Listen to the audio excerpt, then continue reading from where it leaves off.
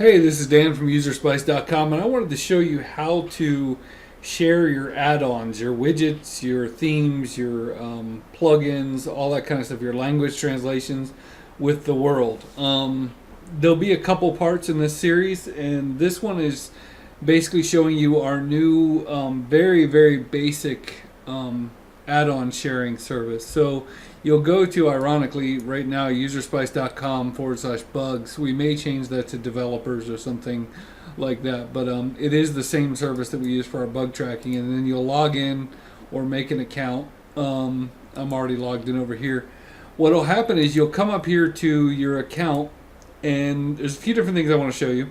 The first thing is eventually we're going to have the opportunity for you to report bugs straight from your UserSpice installation. So if you want to, you can generate one of these API keys, and you can see I did that and I hovered over it, and that'll show me my key. Now obviously I'm going to generate a new one so you don't see that. And then this page has been updated a little bit. It's going to show you how many things you can create and how many you have created.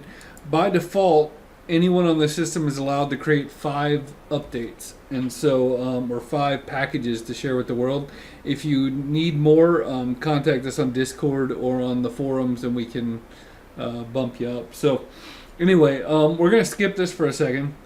There is a little frequently asked questions thing here. I want you to take a look at that and just get an idea of the rules. And then down here will be all the different things that you're sharing.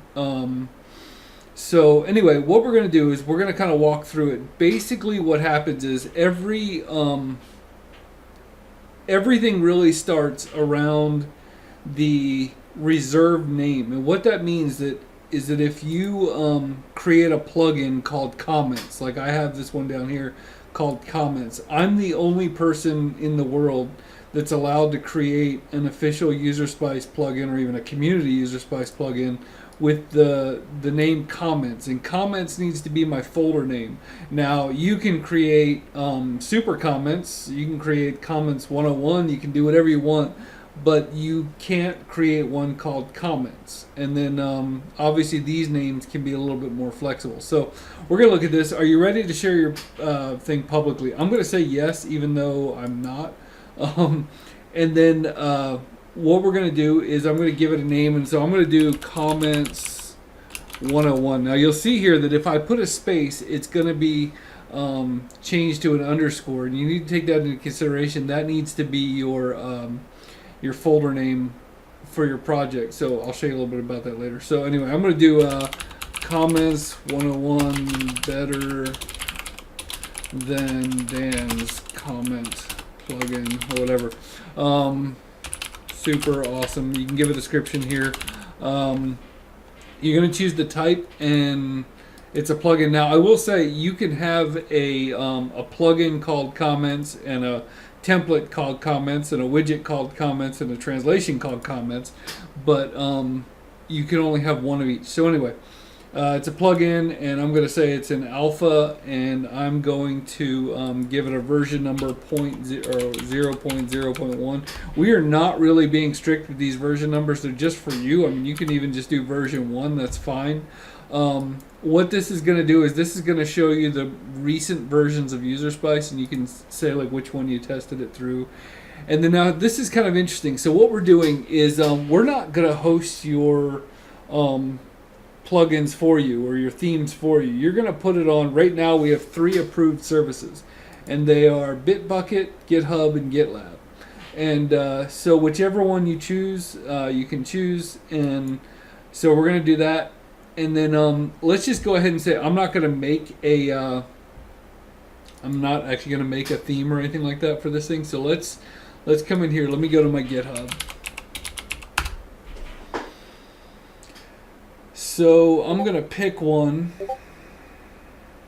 I'm going to go back in here and pick one that I'm already using. So I've got this UserSpice Mudmin US Lang one. So basically what it says here is that if you choose, we're going to go to GitHub just so it's the same. So we're going to go to GitHub, and then it's saying if your repository is at this, then only put this. And so if you look at mine is at US lang. So I'm going to go ahead and just take this and put it right there.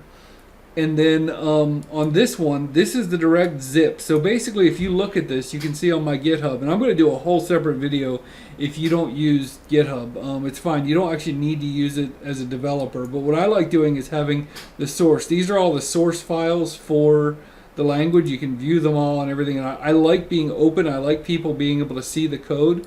So the repository itself is at mudmin US lang. But the zip file that you're going to download is this one. And so when I click on this, there's this download button. So I'm going to right click it and I'm going to hit copy link address. And I'm going to come over here and then I'm just going to get rid of it and bring it back to this part. And the reason for that is we are taking the service that you're using and we're putting that on the beginning of the link. And the reason for that is that because we're only allowing these 3 services, we're going to enforce this. So if you say it's a GitHub, we're gonna make the GitHub download link. So anyway, I'm going to create the project, and let's see, just to double check, it's called Comments 101. That's great. So I'm going to create the project, and now you'll see project created, and then down at the bottom I have Comments 101. You can see it automatically made that underscore in there, and it's an alpha and it's a plugin. This is the date I created it, version 1, it's community. Official ones means that we've actually released it ourselves. But now you can come in here and you can edit it, and I can say, yes, I want to share it, no, I don't want to share it, whatever. You can update it. There are a few things you can't update. You can't update your reserved names. You can't update whether it's a plugin or not. Like if you create it as a plugin, it's a plugin. We will make a way for you to delete these later. Again, we're very early into developing this thing. So anyway, you can update your project. But then what will happen is, because I've shared mine, if I go to addons.php, which this will be a public, oh great, of course I did that, user C. And we're going to do an easier way to get to this, but I'm just showing you right now. Addons.php, you'll see that the Comments 101 plugin is in here and it's visible, and I can click on the details and I get my super awesome. I can come on here, I can go to the repository that I made for it. I can come on here and download it.